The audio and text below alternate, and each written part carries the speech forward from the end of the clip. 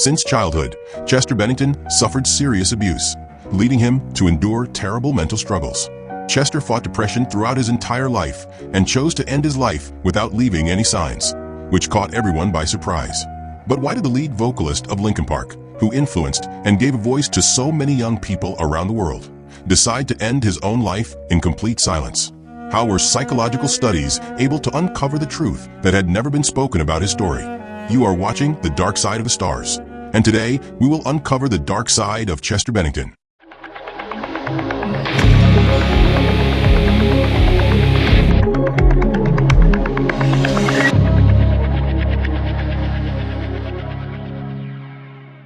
Chester Charles Bennington was born on March 20th, 1976, in Phoenix, Arizona. He was the youngest of 4 children of Susan, a nurse, and Lee, a police detective who worked in the Division for Crimes Against Children. The irony of life is truly a great mystery. Lee worked precisely in the area where his own son suffered for years. Chester was abused by an older friend from the ages 7 to 13. He said that he was beaten and forced to do things he didn't want to do, which destroyed his self-esteem. At school, things were also tough. Little Chester was mocked by his peers. They called him weird, too thin, and other forms of bullying. His parents divorced when he was only 11 years old, and he went to live with his father. His father, besides being very absent, was also emotionally unstable, according to Chester.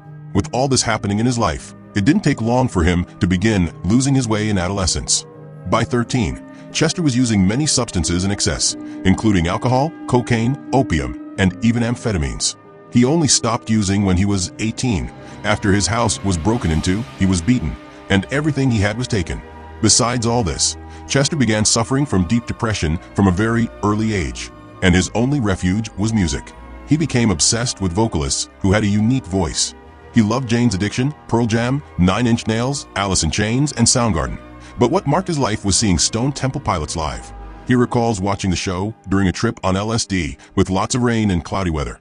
But when the band hit the stage, it was so overwhelming that it felt like the sky had opened up, and that was when he realized, man, this is what I want to do. In 1996, a long-haired Chester began experimenting with grunge in his first band, Grey Days, which lasted for a while, but, unfortunately, didn't go anywhere. After that, feeling discouraged, he considered giving up on music until he received a call from a group with a band called Zero, looking for a vocalist who could mix rap with heavy metal. Chester didn't hesitate, packed his things, moved to Los Angeles, and auditioned. The moment Chester opened his mouth on the microphone, the band couldn't believe it, and the position was immediately filled. It was the beginning of the greatest rock band of the 2000s, Linkin Park. Their first album, Hybrid Theory, released in 2000, was a smashing success. They won a Grammy, sold millions, and the album was filled with hits like Paper Cut, One Step Closer, Crawling, In the End, and many others that defined the era. The songs composed by Chester and his partner Mike Shinoda became true anthems for a generation going through similar emotional struggles. Chester's incredible screams helped young people channel their anger. After the massive success, which only grew with the release of the impeccable Meteor album in 2003 and years on the road, the band took a well-deserved break. During the band's time off, Chester was going through a very turbulent divorce with his first wife, and his depression returned strongly. Being away from the stage didn't help at all. All of this led Chester back to drugs. According to Chester, he drank so much that he couldn't even leave his house. How did he manage to get out of this overwhelming situation? It started to affect everyone around him, but thanks to his bandmates who decided to stage an intervention, he realized he had been rude to his friends and family. He understood that he was living a self-destructive process, and after a lot of therapy, he managed to get himself together and became sober again. Things seemed to be getting back on track. Linkin Park returned to activity, released Minutes to Midnight in 2007, and were very happy with the results. It was around this time that Chester met one of his best friends, someone he had admired since childhood, Chris Cornell. The two had so much in common and became very close, even touring together. And once again, there is a great irony in the story, but in a good way this time. Years later, in 2013, Chester would become the frontman of the band that inspired him to sing during that rainy show he saw in his youth, Stone Temple Pilots.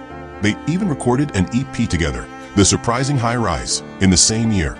But at that time, Chester experienced a series of terrible events in his life, which left him disoriented. Chester lost one of his best friends and his stepfather to cancer. He also broke his leg badly during a tour, requiring several surgeries and a year without performing. and had to leave Stone Temple Pilots, which made him feel horrible. As he said, life became very strange and very difficult, and it all happened at once. Right after all that came his third relapse. He went back to drinking alcohol and using every kind of drug again. He fell back into the loop of self-destruction and escape, and depression continued. He once said that he didn't enjoy doing anything anymore. Nothing made him happy. He didn't like anyone, and that he envied sociopaths because they didn't have to worry about all the feelings. That's exactly what Chester wanted. I wanted to feel nothing. Shortly afterward came perhaps the biggest blow of his life. On May 18, 2017, his best friend Chris Cornell from Soundgarden was found dead by hanging. This devastated Chester in an unbelievable way. He even sang at his friend's funeral, and the emotion and sadness were visible from afar. Chris Cornell's death happened just one day before the release of Linkin Park's last album, One More Light, which brought a much poppier sound for the band, leading critics and fans to criticize it harshly. What no one realized is that, despite the more pop sound, the album actually masked Chester's deeply shadowed lyrics, such as in the first single, Heavy. In his last interview, Chester confessed that, for him, living was not an easy task, saying that even when everything seemed fine, he still felt very uncomfortable. He also said, "My head is a bad neighborhood, I can't walk alone there, or something bad happens. It's like there's another Chester there, trying to bring me down. It's always been there, and it's always been a threat to me." And tragically, that's exactly what happened.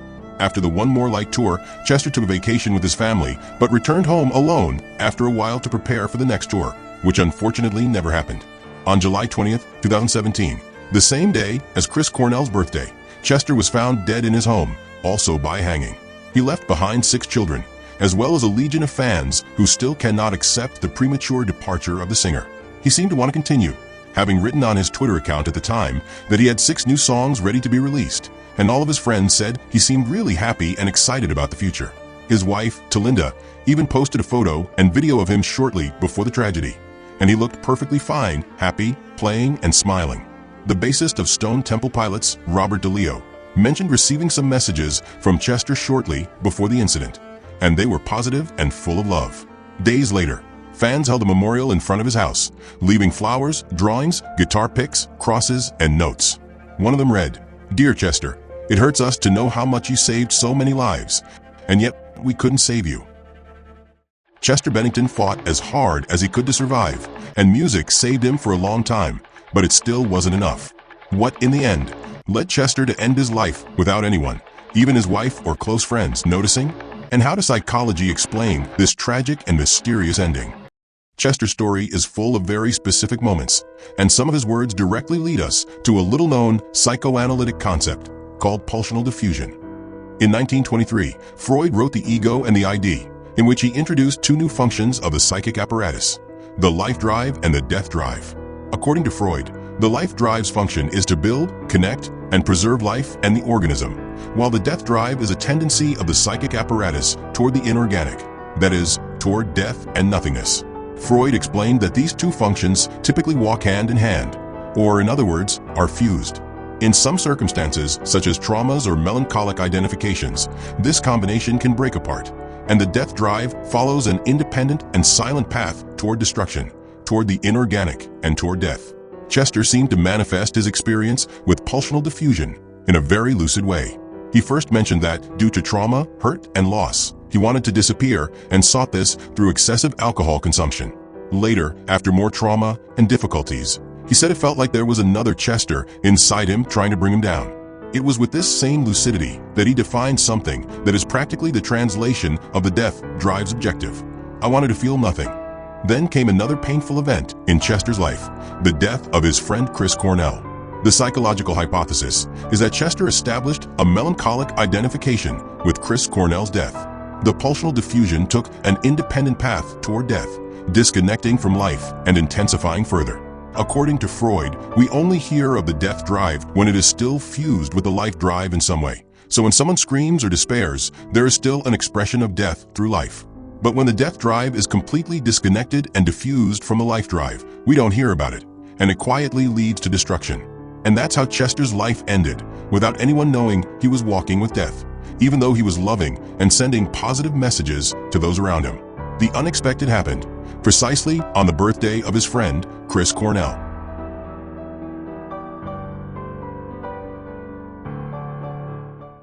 And in the next episode of The Dark Side of the Stars, he was the most haunting voice in grunge in the 90s. He conquered audiences with Soundgarden and also with Audioslave. But do you know the mysteries that determined the actions that led Chris Cornell to his breaking point?